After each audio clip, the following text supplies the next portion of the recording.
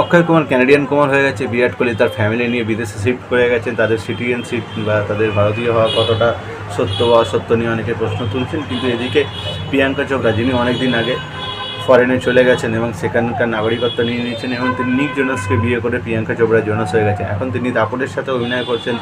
এক টাইমে এই প্রিয়াঙ্কা চোপড়াকেই কিন্তু কালী বলে ছোটো করার চেষ্টা করতেন। তিনি হচ্ছেন কাপুরের নেপোটিজম প্রোডাক্ট করিনা কাপুর। আজকে তিনি কোথায় রয়েছেন? আজকে তিনি বেবি সিটিং করছেন। যদি বেবি সিটিং করাটা কোনো খারাপ জিনিস না, কিন্তু তিনি যেই জায়গায় নিজেকে উচ্চতা দেখিয়েছিলেন সেখানে কিন্তু আজকে তিনি নেই।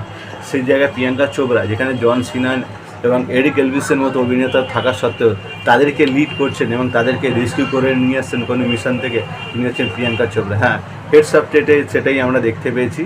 আমরা বলিউডে কখনো ভাবতে পারবো যে শাহরুখ খান, সালমান খান বা ঋত্বিকের মতো অভিনেতা থাকা সত্ত্বেও সেই সিনেমাতে কোনো নায়িকা তাদেরকে রেস্কিউ করে বাঁচিয়ে নিয়ে আসছেন? আমরা ভাবতে পারবো না, কারণ আমাদের চিন্তাভাবনাই ওইভাবে আমাদেরকে ছোটো থেকে বড় করা হয়েছে।